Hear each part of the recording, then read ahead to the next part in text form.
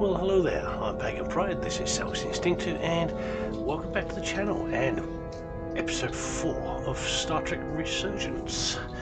Without further ado, let's get on with the uncut playthrough.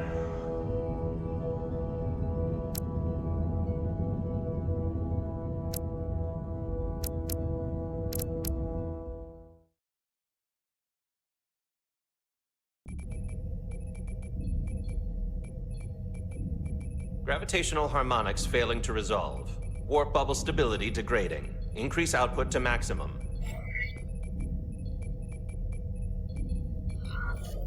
Increasing warp output to maximum. It's happening again.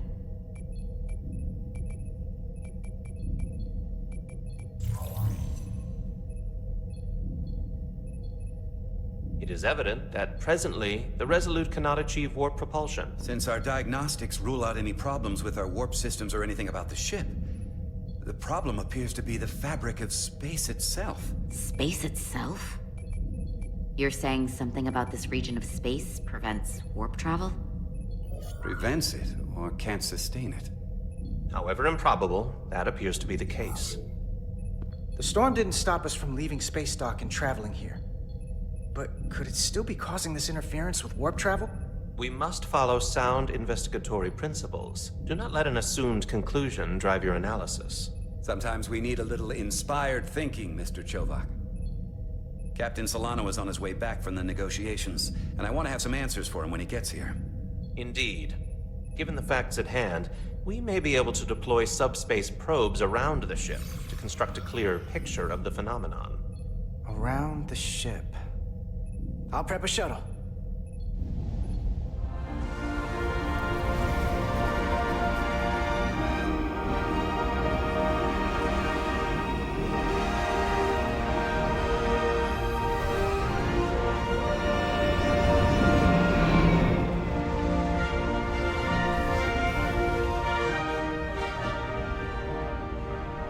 I'm setting up a waypoint at a distance roughly corresponding to the edge of our warp field.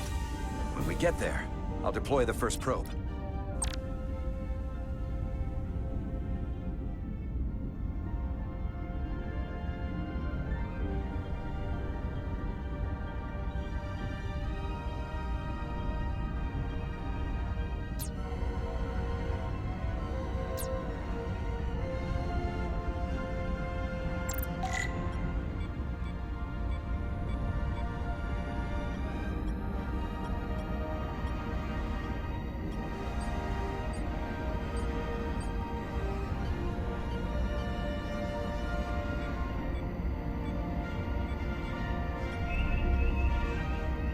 Commander Westbrook, the Resolute systems are calibrated to receive the probe's readings. We are standing by to reproduce the warp field collapse after the first probe is deployed. Thank you, Mr. Chovak. We'll be in position shortly. And, Mr. Diaz, do take care in piloting the shuttlecraft. Now is not the time to indulge in the human penchant for joyriding. Chovak probably isn't such a fun guy to work for, huh?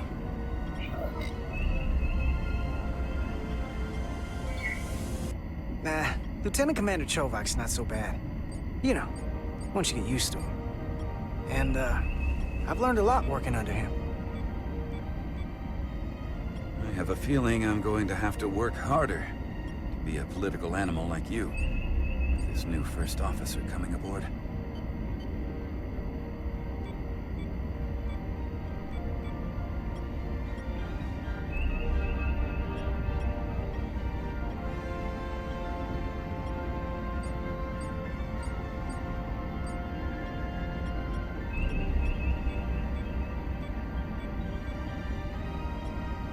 This is far enough.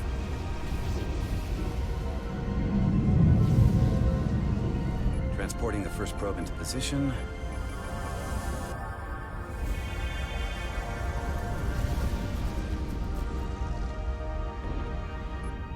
Westbrook here. The first probe is deployed. Understood. We are reading it. We are about to replay the simulation.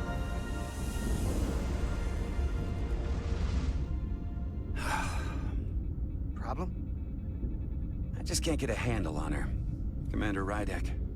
She rejected my plan to use a deflector pulse against the storm surge. But on the other, she did listen to my advice and use the whole polarity trick to get you through that excursion alive. I'm not saying there's anything wrong with the new XO. I'm sure she's a fine officer, even if we don't see eye to eye. But she didn't go through what the rest of us did. You know that. And it's hard to figure out why she'd be the one Solano chose instead of, well, one of us. I've heard some good things. You should at least give her a chance. I'll take that under advisement. Test is running. Warp field collapse in 3, 2, 1, mark.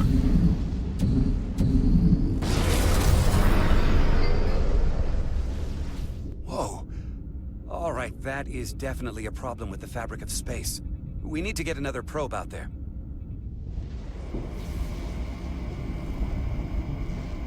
With 2 points of data, the Resolute and the probe, we've managed to get an interference pattern.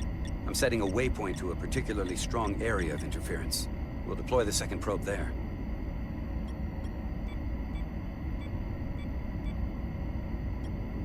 Listen, I'm gonna give you a piece of advice I wish someone had given me.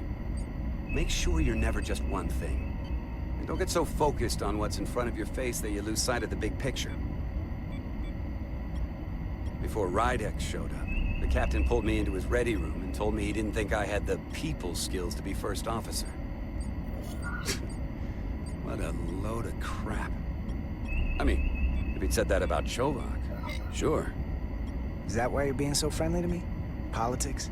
That would be clever, but I think you give me more credit than the captain does. You're all right, Diaz. And you've got potential. You're a capable engineer. You're good in the field. Keep up the good work. Who knows? A solid jack of all departments like you could be Commander-in-Chief of Starfleet one day. Hell, Admiral Jellicoe started as a shuttle pilot. And there are places to go in the enlisted ranks, too. I love it. So put me up for promotion. I'm ready for my next challenge. Well, I think you're going to have to prove that to your boss, Chovak, first. He's the one who has to put you up for consideration. If I were first officer, it would be different. Well, then I'll just have to change Commander Chovak's mind. I'll work hard and better, and he won't be able to ignore it. You've got grit. I'll give you that.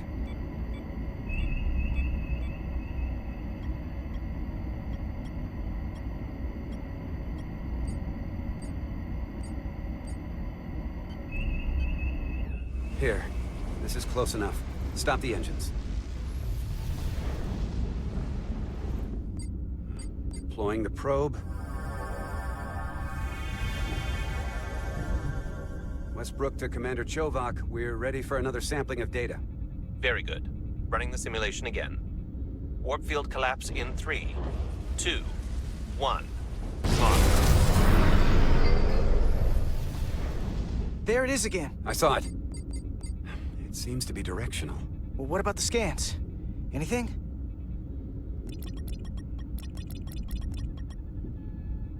Here's the readings in relation to our local space. We've got the Resolute, Otari Prime, and the probes. All this interference is overloading the sensor buffers. We're gonna have to triangulate the sensors manually.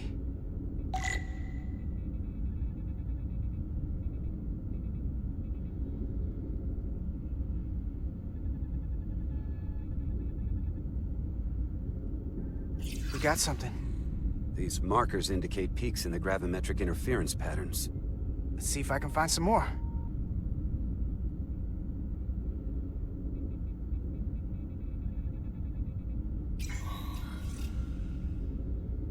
Hold up. This is coming from the moon. A beam that blocks warp travel. Aimed right at us. Someone is doing this intentionally. I don't know how they're doing it. This is like nothing I've ever seen. We're under attack and we didn't even know it. We need to stop them. Unplug whatever it is they're hitting us with. Now, look here.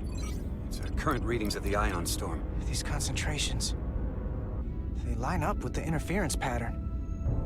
The storm and this beam, they're coming from the same place. Carter, whatever petty local conflict brought us here, it's just a small part of something much bigger.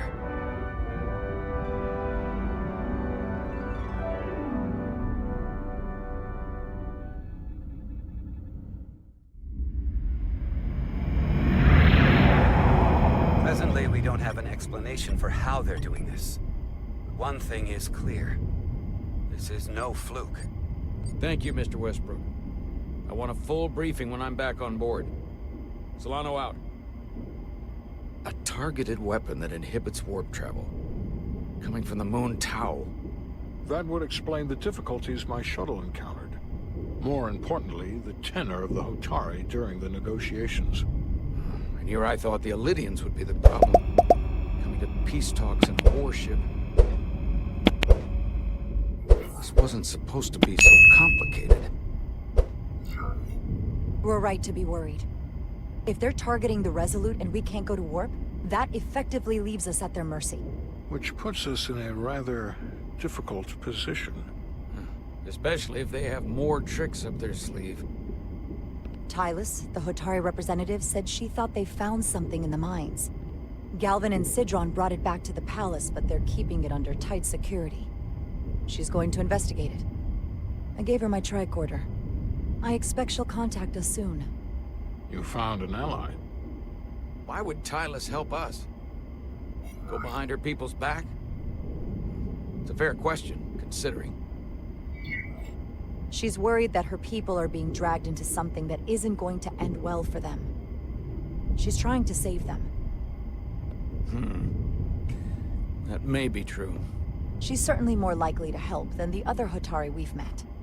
That raises another question. Specifically, what do the other Hotari have to gain in bringing us here, only to make this hostile maneuver against us? There must be some motivation. Unless they changed their minds between when they asked and when we got here. Given their indifference to the negotiations, and what we now know about this warp-disrupting weapon, it's almost as if they want to start a war. And Sidron was convinced the only thing the Illidians respect is force. I would say he's right about that. But at least they know when to hold back. But that does not explain why they would turn their aggressions against us. I don't think the Illidians know what's really down on that moon either. Major Armintas said the revolt defied explanation. That the Hotari miners somehow harnessed the energy of the storm. Harness the energy of the storm? Doing that is beyond even our capabilities. So is a weapon that disrupts warp travel. There have been civilizations and entities, both past and present, far more technologically advanced than the Federation. The Illidians and Hotari don't fall into that category. But that is all the more reason to investigate further.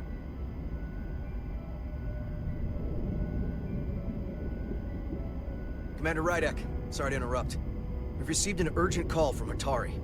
The Queen's advisor, Tylus, has asked to speak with you. Put her through.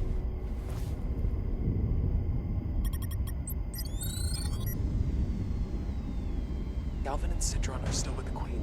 I've enlisted help to gain access to the room they have under guard. I don't have much time. I'm not supposed to leave my post. It's only for a moment. I so appreciate your help.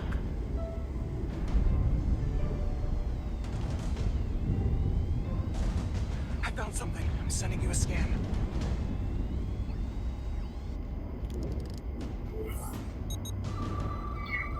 Got it. Tylus, if we needed to gain access to the mines on Tau, is that something you could help us with? I suppose it wouldn't be easy, but I have to go. Tylus. Can we reconnect? Sorry, Captain. We've lost all contact. We can only hope she escaped without harm. It was hard to tell.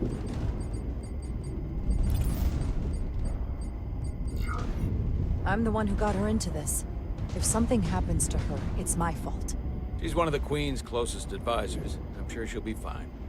Assuming the Queen isn't part of this. Let's see the scan of whatever the hell that was.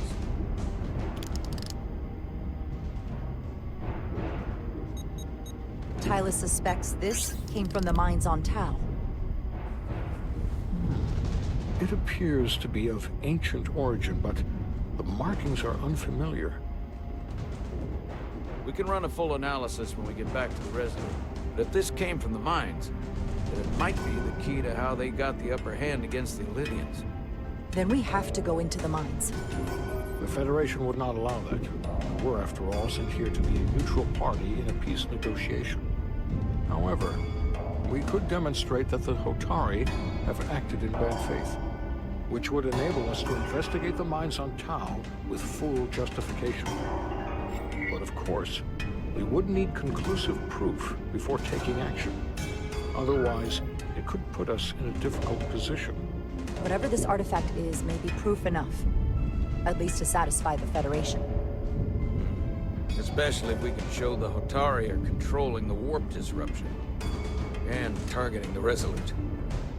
We may have a better understanding once we analyze the device. But a mission to the mines, covert or otherwise, is not out of the question. And I will handle the Federation.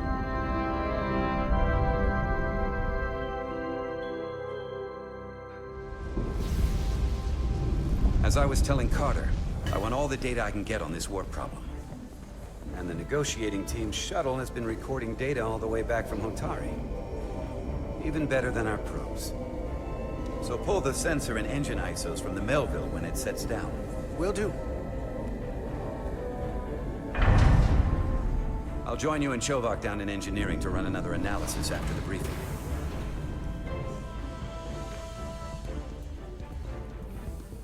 I didn't like this warp problem when we thought it was some astronomical anomaly. And I like it a hell of a lot less now that we know someone is doing it to us. How does it work?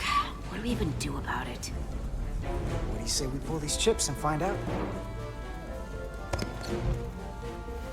Took some damage on the way.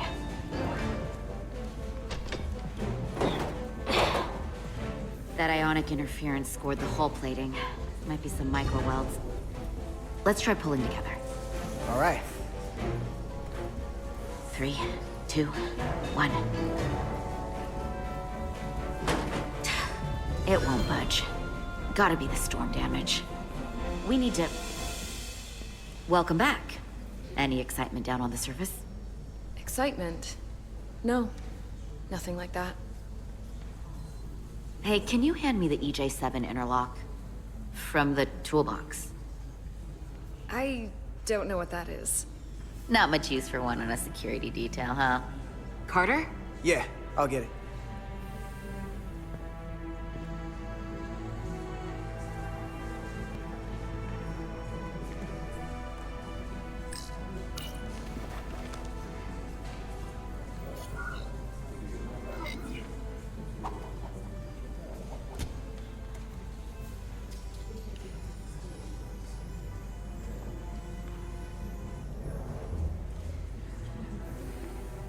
Okay, I'll apply pressure while you decouple the panel.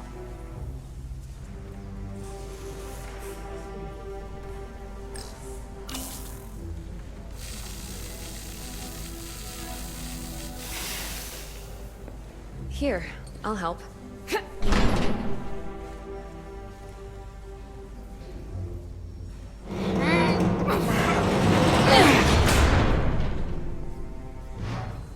We've got this. Open up and say ah. Thanks for the hand. We have to get these isolinear chips down to engineering. No problem. You really know everything about these ships, don't you? The tools, the systems. What can I say? I'm good at what I do. I can see that. Come on, start pulling chips.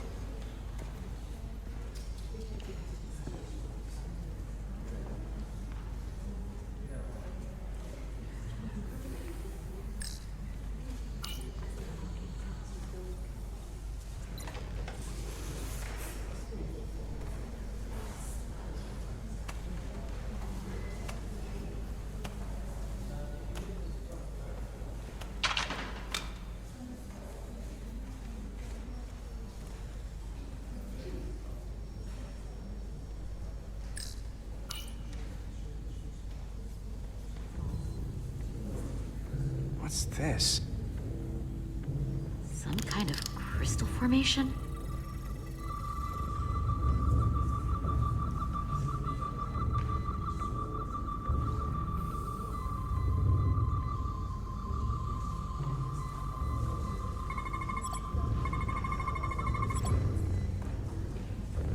Whoa. This substance is a quantized spin crystallization of hydrogen, carbon, and lithium. It's emitting tetrametric pulses at an interval of 3.8422 seconds. Quantized crystallization isn't natural. I mean, it's only theoretical as a means to engineer matter on a subatomic level. What's it doing in there?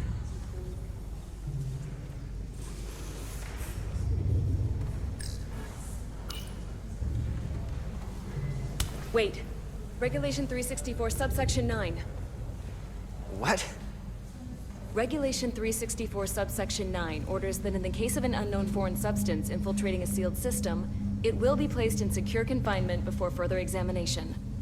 Retrieve a containment module. Don't you think we're more equipped to deal with whatever this is? No.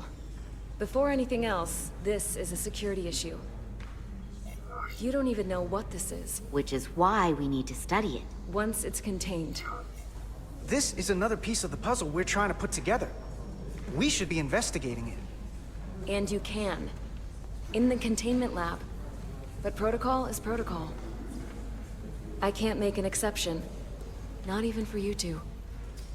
I'm still going to report these crystals to Commander Westbrook when we send the shuttle data. And I will inform my superiors. I'm taking this just as seriously as you are. But I overheard talk about the warp disruption on the shuttle. Now these crystals? Maybe this situation is more than we can handle with just a science vessel. We could trigger a distress call, get Starfleet to send more ships. Or I could send a message to my old CO on the Adirondack. Get some combat-tested vessels. We shouldn't do this alone. We're at the edge of the quadrant. Help isn't just gonna pop over like we're in Sector 001. Wouldn't hurt to try. You talk like you've never had your backs up against a wall before. This is Starfleet. We solve our own problems.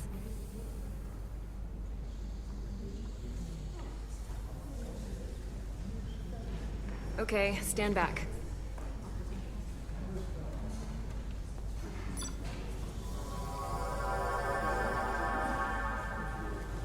Get this to the containment lab. We'll get it set up for you. I'll let you know when it's safely confined. Oh, we'll be there. Last thing you want is to study this down in main engineering and have it explode next to the warp core. I just don't want to take any chances. Not with my friends.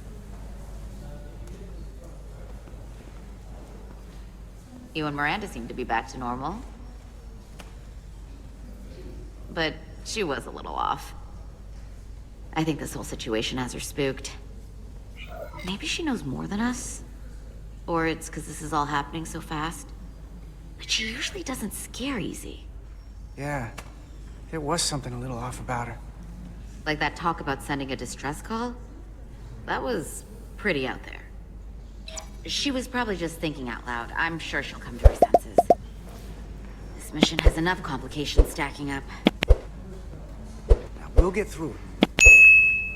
You, me, and Miranda too.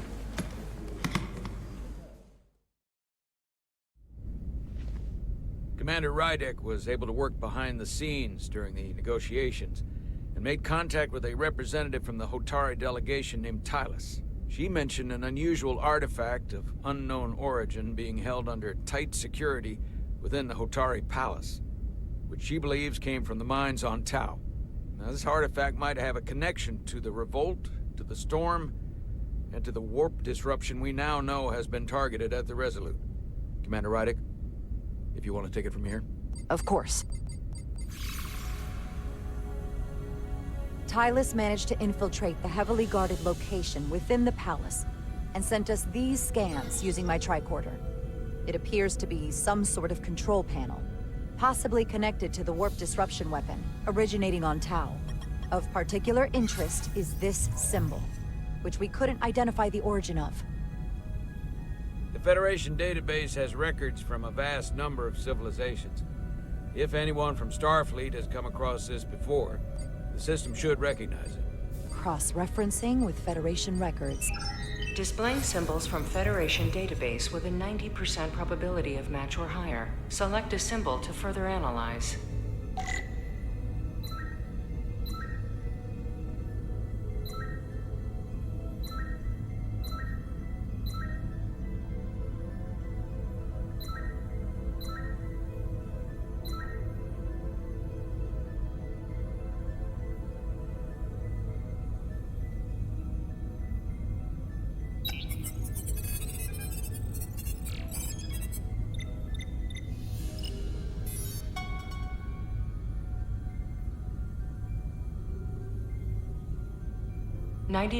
.2% match.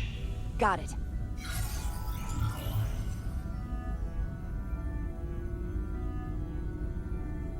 So, what are we looking at? The design and composition indicate this is a glyph associated with the ancient Khan Empire. Their civilization collapsed over 600,000 years ago, but once spanned millions of systems with a population numbering in the trillions. Fascinating. The Takan were once the most advanced, most powerful civilization in the galaxy. Is it possible the Hotari found Takan technology? I wonder if they even know what they have. Our knowledge of the Takan is limited. I have only encountered passing references to them. Actually, I've heard of the Takan. You have? Quite impressive, Commander. Computer, summarize the Enterprise D's discovery of a Takan outpost.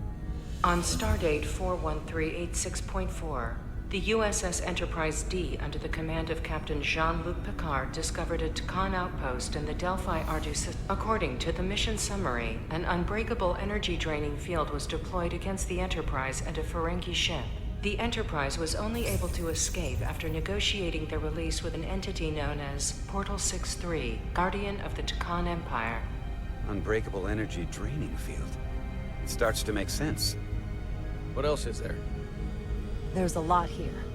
Let's take it piece by piece. Select the aspect you wish to learn more about. Someone from the Takan Empire is actually still around. Or at least was, 16 years ago. Computer, what other information do you have on Portal 63, Guardian of the Takan Empire? The entity known as Portal 63 is of an unknown nature. A biped humanoid, he was unaware that the Takan Empire no longer existed at the time of the encounter. He was able to control the crystal-based technology of the Takan outpost through apparent telepathic means. It was by his choice that the Enterprise was released from the energy draining field after Commander William T. Riker of the Away Team argued on behalf of both Starfleet and the Ferengi. Telepathic control of their technology. As I have said, they were the most advanced civilization in the galaxy.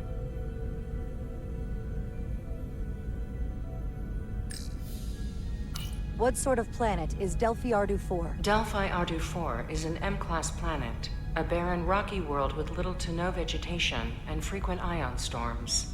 The giant crystals that grow there absorb energy, but it is not understood how they do so. The entire Delphi Ardu system, consisting of 11 planets, was considered completely uninhabited until the encounter with Portal 63. Frequent ion storms. That can't just be a coincidence. The technology to capture and hold the Federation flagship would have to be unbelievably powerful. Computer, what else can you tell us about the energy-draining field the Takan used? The Enterprise D was unable to break free on its own.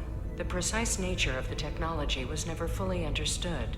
Only that the crystalline technology used was beyond the comprehension of then-current Starfleet science.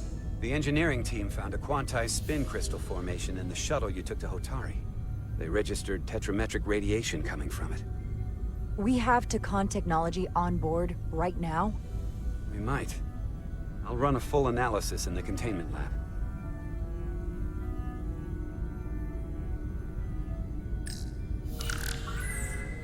There appears to be some sort of restriction order from Starfleet. Computer, explain this restriction. A Starfleet directive similar to General Order 7 forbids entering the Delphi Ardu system or attempting to make contact with Portal 63. Starfleet doesn't throw up a no trespassing sign for just anybody. I suppose it makes sense, considering what happened to the Enterprise D. The Elydians should have crushed the revolt. But if the Hotari have Takan technology and can control it, I see why they're willing to negotiate peace. For all we know, this could be just the beginning. And we're up against something greater than we can imagine. There's only one way to find out. We need to see what's down there for ourselves. I might be able to help with that. We've been able to triangulate the source of the ionic interference and warp disruption to a specific mine on Tau. Engineering used the latest data from your shuttle to pinpoint its origin. There. So we know where to look. Commander Rydek's right. We need to know what's down there, what the Hotari are hiding, to better understand what we're up against, and to neutralize it if we can. Captain, embarking on a mission to the Hotari moon would not be viewed favorably by either side. However, given the circumstances, we are entirely within our rights to defend ourselves. I just want to make sure this doesn't blow up in our faces. Which is why I'm thinking of sending Commander Rydek on a covert mission to Tau.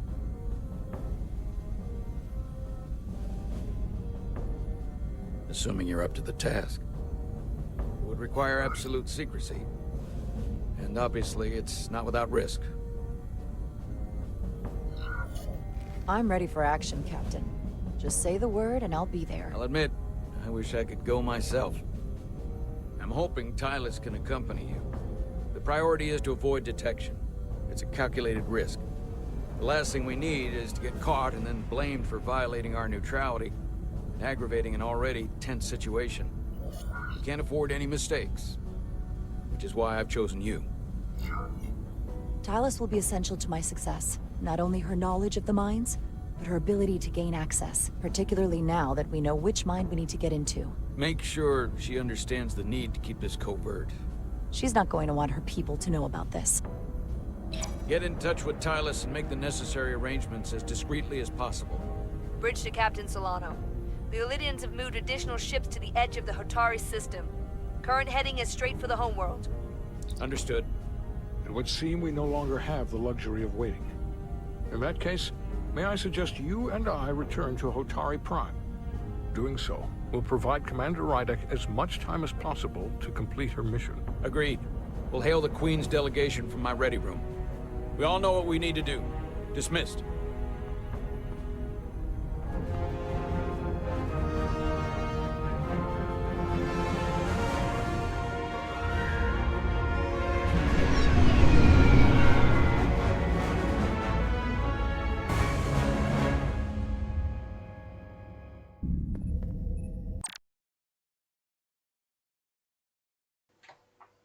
Okay, I'll record the end of that episode there. Let's just check what's changed. Could not be impressed by Jara's intelligent approach to the mission on Tau. Okay.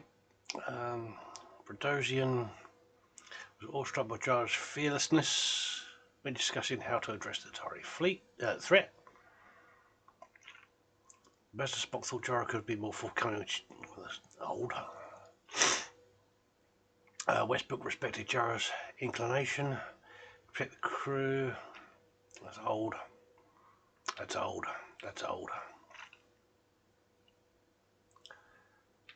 That's old. And that's old. Okay. Okay, knows Tau shared a suspicion. Casual confidence was leaning towards cockiness when she returned, which I could prove to Carter's eagerness as old. Westbrook enjoys conversation with Carter, coming away with the impression of smart, pragmatic, hungry for advancement in the ranks. Okay. Yeah, so we'll call it in episode 4 there, and yeah, I'm enjoying this. See you next time. Ta-ra for now.